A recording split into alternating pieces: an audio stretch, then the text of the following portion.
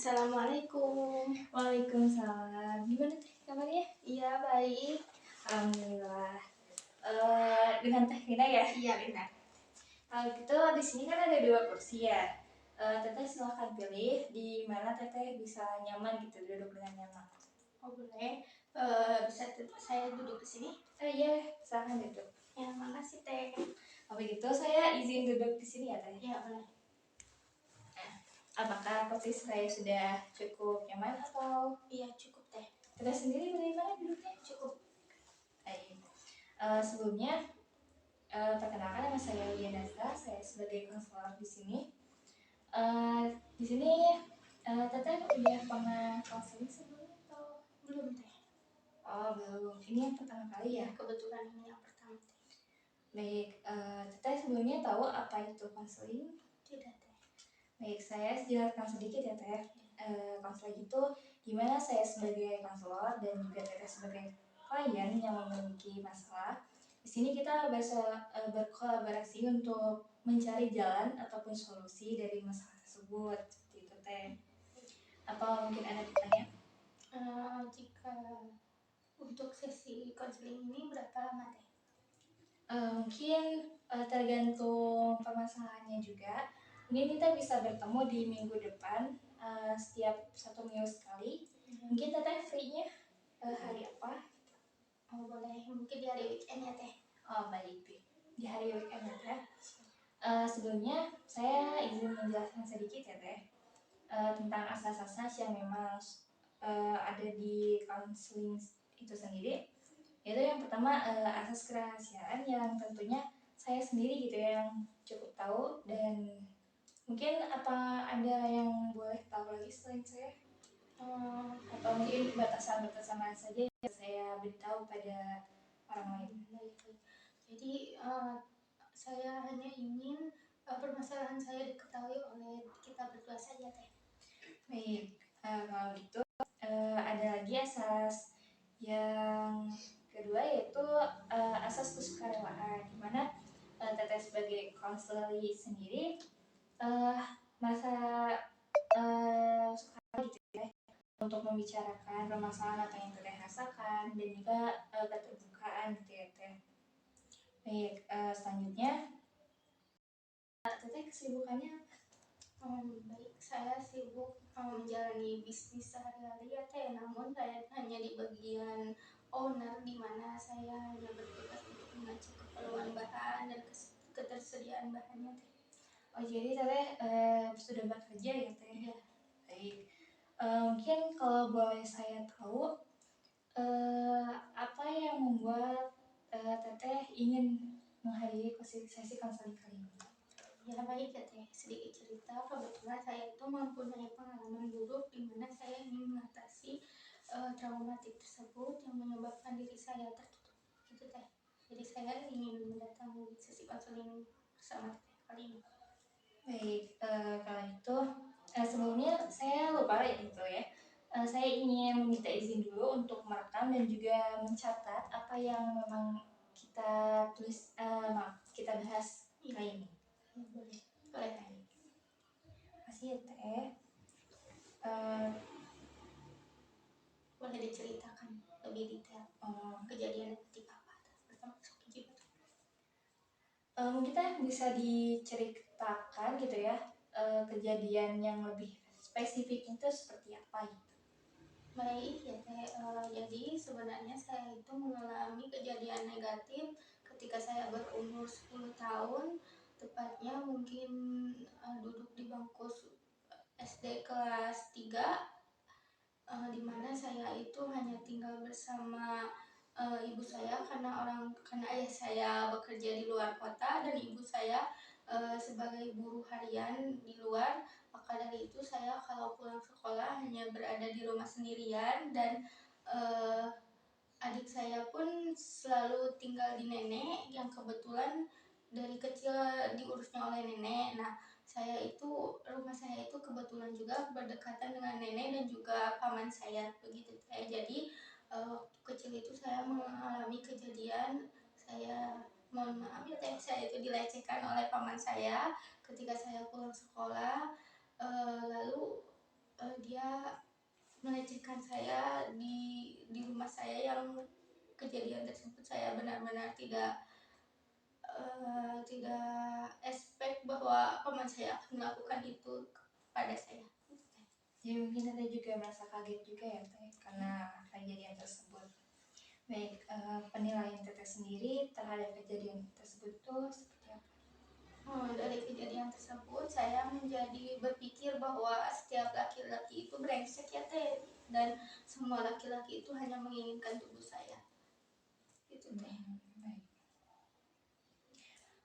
Mungkin sekarang dampak dari kejadian tersebut itu di diri Teteh gitu ya, itu seperti apa? Saya menjadi pesimis ya teh. Saya jadi berpikiran saya tidak memerlukan sosok laki-laki, ibaratnya pendamping ya teh. Jadi saya trauma, saya tidak ingin menikah, yang menyebabkan saya pesimis terhadap laki-laki di luar sana gitu teh. Jadi Teteh juga menjadi kurang percaya gitu ya untuk laki-laki yang lainnya. Iya. Tapi sebelumnya saya izin bertanya ya Teh, Teteh punya adik laki-laki atau kakak laki-laki? Kebetulan adik teh yang usianya berbeda 5 tahun. Oh, jadi Teteh punya adik laki-laki ya?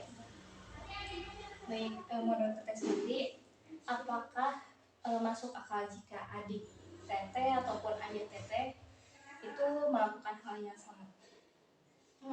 Kemungkinan untuk keluarga saya pribadi ya teh, kebetulan tidak ada hal-hal yang membuat saya menjadi takut atau gimana pun, karena yang saya tahu kepribadian adik ataupun ayah saya itu baik dan malah membantu saya untuk bangkit dari keterpurukan tersebut, karena memang keluarga saya juga tahu dan saya bercerita kepada kedua orang tua saya.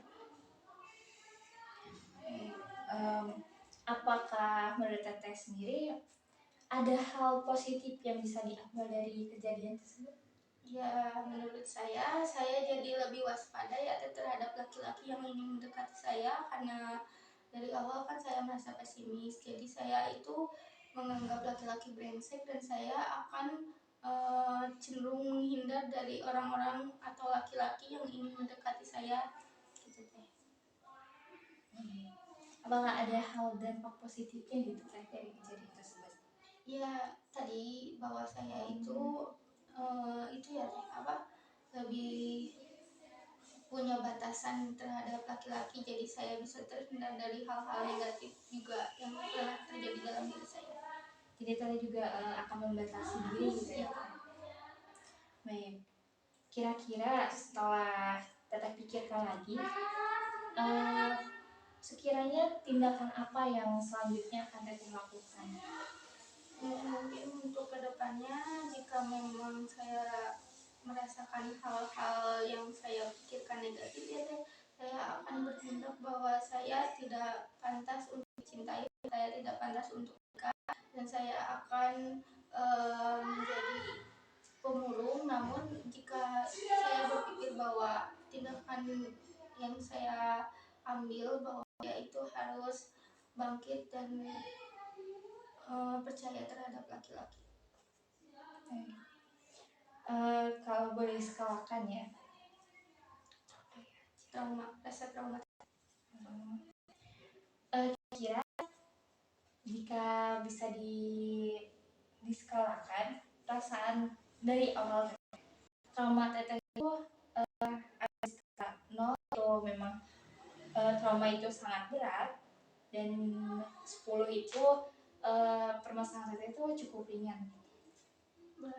Untuk sekarang kebetulan kejadiannya sudah berlalu ya teh, mungkin saya juga sudah lumayan melupakannya. Sekarang saya ada di skala 5 teh. Namun maaf ya, sudah melakukan sesi konseling tadi, apakah Teteh sudah merasa cukup baik? Kayaklah sesi konseling tadi emang gak sedikit di Lahir berarti tadi teh pokoknya iya teh can ditanya ke sama konseling tadi kan tak sama konseling ya teh can nah aku makan itu aku teh. nah Tadi juga teh. 5. Bagaimana teteh tersebut? Bagaimana? Harap teh melakukan konseling hari ini di angka berapa? Lumayan jadi. Nanya dari awal sih Rokna. Baik, bagaimana perasaan teteh, rasa trauma teteh jika diskalakan dari 0 itu sangat berat dan 10 itu cukup masalah yang ringan? Trauma saya mungkin karena memang sudah kejadiannya 5 masalah juga ya teh. Sekarang ada di angka skala 5 tengah. Di 5 ya teh? Iya. Itu cukup berat juga ya teh. Ya, teh. Mungkin di konseling hari ini kita bisa menyangkalakan trauma tersebut. Menurut saya di skala 5 itu digambarkan seperti apa sih trauma itu? Saya merasa kurang percaya terhadap laki-laki dan saya tidak ingin memiliki pendamping hidup yang anggapan bahwa laki-laki itu brengsek. Baik, jadi merasa masih belum percaya gitu ya teh terhadap laki-laki. Untuk konseling berikutnya mungkin kita bisa lebih spesifik lagi membahas permasalahan ini, dan mungkin cukup disekiankan dulu pertemuan dari hari ini, dan semoga kita bisa bertemu lagi di pertemuan berikutnya. Terima kasih untuk kesekian kalinya teteh sudah hadir dan sukarela di sesi konseling ini. Terima kasih. Saya kalimat ya. Teteh harap ada dalam sesi konseling naik skala berapa, naik kuliah kenaikan itu menjadi step 5. Baiklah, Malah ya, malah latih ya mesti malu nih. Kayak